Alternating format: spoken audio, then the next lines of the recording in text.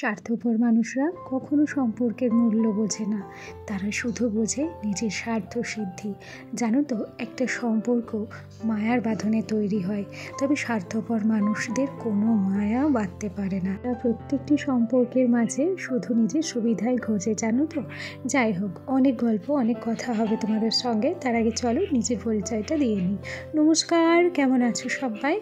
আশা করছি সবাই ভালো আছো, আর আমরাও বেশ ভালো আছি। আমি রিমি। আজকে আমার আরও একটি নতুন ব্লগে তোমাদের সবাইকে অনেক অনেক স্বাগত জানাই। বেশ কিছু থালা বাসন দেখছো, যেগুলোকে আমি ধুয়ে মেজে একদম ঘরের মধ্যে টেবিলে জল ঝরাতে দিয়েছি। আর এদিকে খেয়াল করো, এটা হচ্ছে আমাদের ঘরের পিছনের রাস্তা। আসলে আমাদের এই রাস্তাটা এখনও পর্যন্ত পাকা হয়নি। বর্ষার সময় এখানে যখন জল জমে ভীষণ বিশ্রী কাদা হয়, আর তার উপরে পিছনে দুটো বাড়ি হচ্ছিল, ওদের মালপত্র গেছিলো, সেই জন্য রাস্তাটা অনেকটা খারাপ হয়ে গেছে। তাই রাস্তাতে নতুন করে ইটের টুকরো আর সেই সাথে কিছু মাটি ফেলা হচ্ছে। তবে এখনও পর্যন্ত যে রাস্তাটা কবে পাকা হবে সেটা আমরা কেউই জানি না।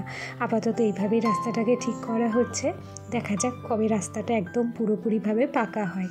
আচ্ছা, এখানে মিষ্টি দই সমস্ত কিছু রেডি করে নিয়েছি। আসলে আজকে না আমাদের গুরুদেবের আশ্রম থেকে তো জ্যাঠামশাই এসেছিল কালেকশন করতে।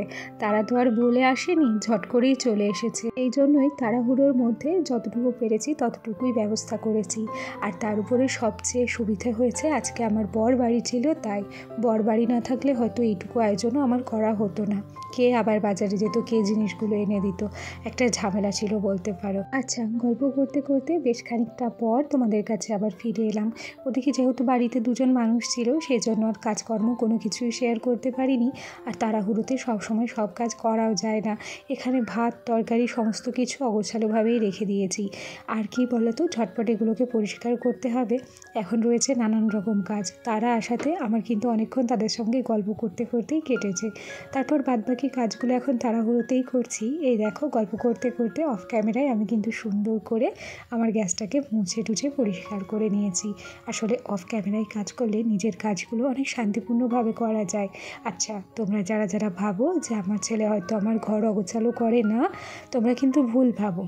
এদিকের অবস্থাটা দেখেছো, কি কাণ্ডটা করে রেখেছে আমার ছেলে।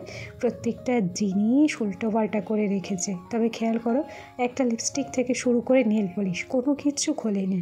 যা খেলেছে সব মুখ আটকানো অবস্থাতেই খেলেছে। যাই হোক, ওগুলোকে আমি পরে ঠিক করে নেব। আপাতত আগে আমি বিছানাটাকে পরিষ্কার করি। বিছানাটাকে পরিষ্কার করে গুছিয়ে নিলে আমার মাথা থেকে অর্ধেক চাপ চলে যাবে। আমরা যারা গৃহিণী আছি, আমাদের অর্ধেক সময়টাই কিন্তু এই কাজের পিছনে চলে যাচ্ছে।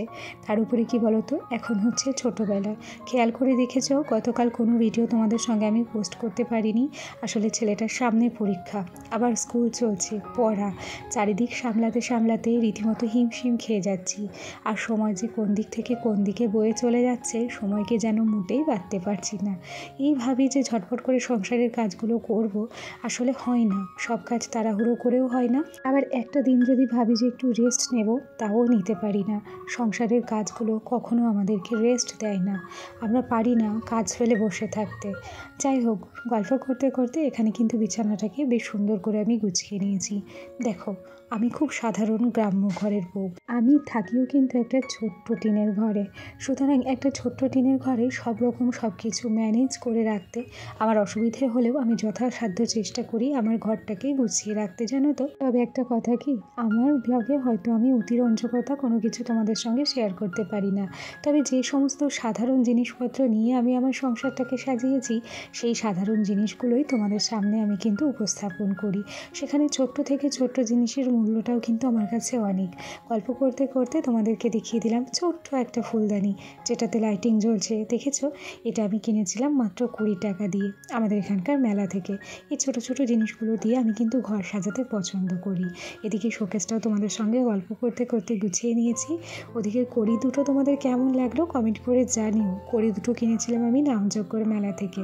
আর এখন টেবিলটাকে আমি বার করে নিলাম। এদিকে খেয়াল করো, আমাদের উঠোনটা কিন্তু গোবর দিয়ে লেপা হয়েছে। আসলে গ্রামের পরিবেশে যদি একটা খোলামেলা উঠোন থাকে, সেই উঠোনটাকে দেখবে মাঝে মধ্যে গোবর দিয়ে লেপা হয়। আর উঠোন গোবর দিয়ে লেপার পর উঠোনটা কিন্তু দেখতে বেশ সুন্দর লাগে। আমার এর আগের দিনের একটা ব্লগে সুপ্রিয়াদি কমেন্ট করেছিল যে তোমার উঠোনটা ভালো লাগে দেখতে।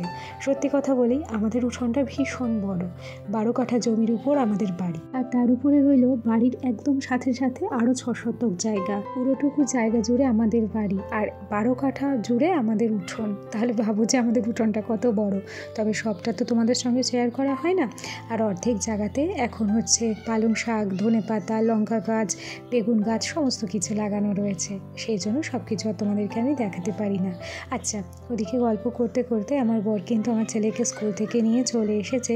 আর এদিকে আমি কিন্তু খাবার রেডি করে নিয়েছি। আজকে সকালবেলা আমরা কিন্তু রুটি করেছিলাম, ভাতও করেছি, তবে ভাত খাওয়া হচ্ছে দুপুরবেলা।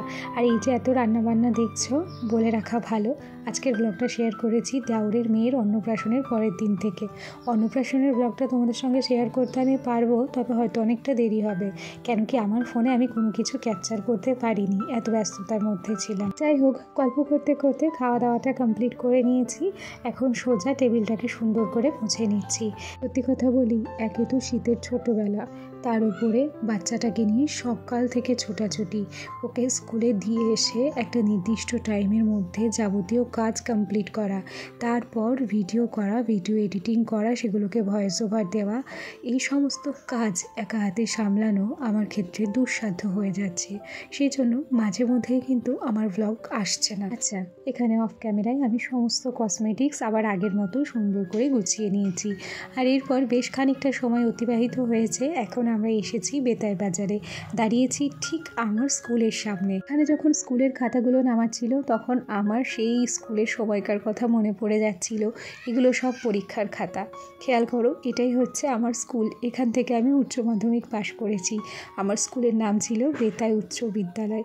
এর সামনে দাঁড়ালে না একটা আলাদা রকম আবেগ কাজ করে। মনে হয় যদি সেই সমস্ত দিনগুলোতে ফিরে যেতে পারতাম, কতই না ভালো হতো। স্কুলের সামনেই একটা লোক ডাব নিয়ে বসে, সেখান থেকেই আমার বর কিন্তু ডাব কিনে দিয়েছে আমার ছেলেকে। ওরা দুজন ডাব খাচ্ছে, আর সেই সুযোগে আমি আমার স্কুলটা একটু তোমাদের সঙ্গে শেয়ার করেছি। কত কিছু স্মৃতি রয়েছে আমার এই স্কুলের সঙ্গে, জানো তো। আচ্ছা, এখানে ডাবগুলোকে খেয়াল করো, কি দারুণ ডাব, তাই না?